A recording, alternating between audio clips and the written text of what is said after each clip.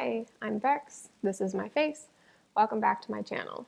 Today I thought we'd just keep it really chill again and do another Procreate drawing. So that's what we've got going on. I wanted to just take some time to just sit, have a cup of coffee, chit chat with you guys a while because it's been a long month. Really, the past couple weeks have just been super stressful, one thing after another, and I just want something to relax, to chill, and just hang out a bit. So the first thing I'm doing is I'm going in and just doing a rough outline sketch in Procreate. So this is just kind of to block out basic shapes and just get an idea of where everything's going to go. And then I go in on another layer and I do a much more refined sketch with straight lines, perfect circles, like all that kind of stuff, and I really refine what it's going to look like. So this illustration is actually a picture of my desk, my workspace where I do my art and film my videos for y'all.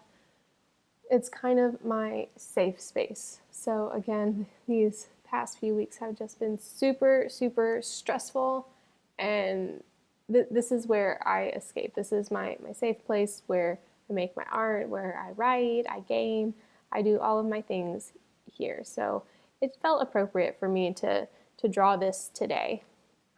And I also wanted to share with y'all what my space looks like, what my little art desk is. So I'm just drawing that out. There were a few things that I removed from the desk because if I'd put absolutely everything into an illustration, it would have just looked too cluttered and just too much. So I strategically removed some things that I normally keep on my desk. Now this part right here was, I think, the most fun part of drawing this illustration. I keep on my desk 2 mason jars filled with colored pencils. So drawing the mason jars was fun. I've drawn mason jars before, so like super easy, knew what I was doing, but I've never drawn a jar full of pencils, so like that was interesting to figure out. So basically what I did is I just drew 1 pencil and then duplicated that a few times and moved it around, and then I kind of did the lazy thing and just copy and pasted that whole bundle into the next jar. So the things I have on my desk, I have my 2 jars of colored pencils, and you'll see later they are organized into cool colors and warm colors. I have a little set of drawers that has, pens, markers, watercolors, like all of those kinds of supplies in it. I've got a lamp, some books, a jar. The jar is usually full of washi tape, even though that's not shown in this illustration. I have a painting and then a letterboard. So after I get my refined sketch finished, I go back in. All my sketches before I do in like a gray color, and now I go in with black, and I outline everything on a new layer for my final lines. And so these I try to make as clean as possible, but I don't worry about having perfectly straight lines because I do want to keep that hand-drawn feel to everything. So even though I'm trying to get things as close as possible to my sketch layer below, I'm not worrying if it's a little wobbly here and there. I think it adds to the character and the charm of everything.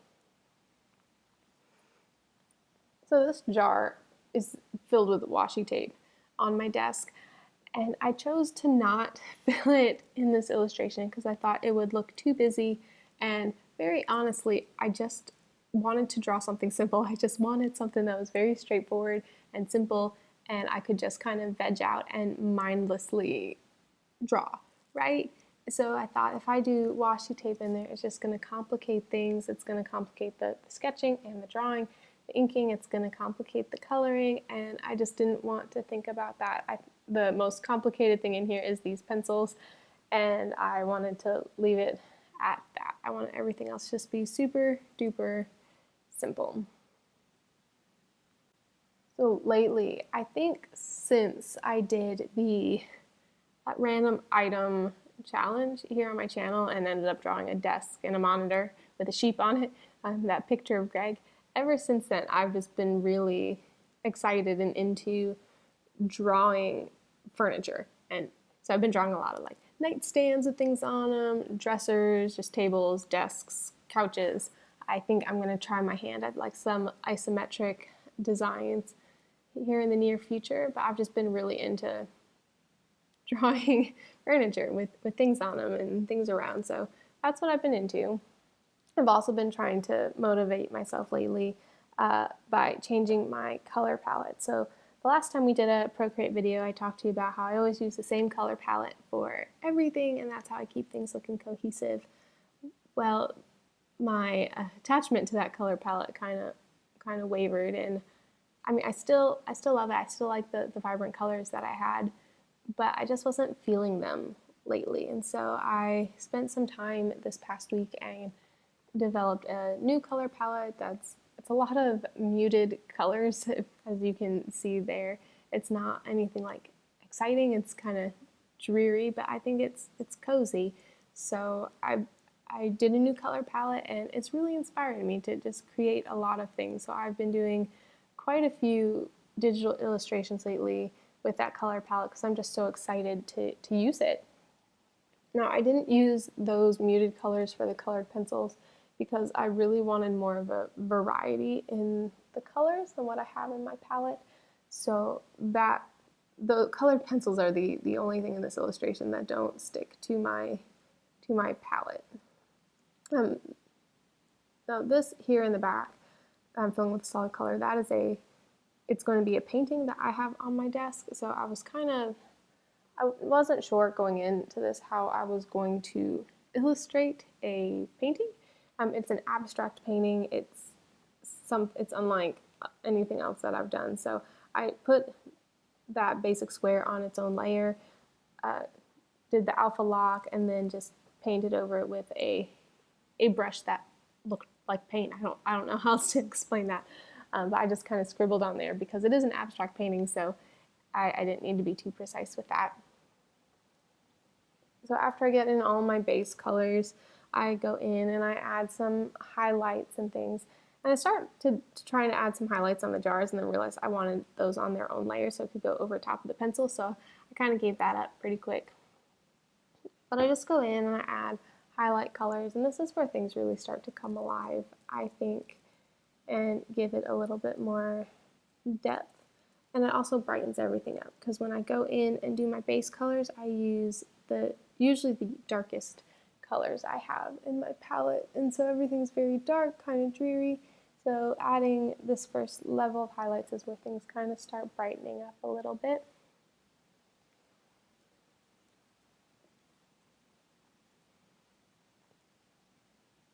Now these drawers were a little bit tricky. They're those plastic drawers that are kind of see-through. So I was trying to figure out if I should fill those too, and I decided, again, for the sake of simplicity, I would just leave them. So for the shadows on the pencils, I decided I would just go in with a gray, splotch it on there, and then just lower the opacity of that level. And then this is my favorite part, I think, was adding the letters onto my letter board. That was a lot of fun. I think that really brought that together.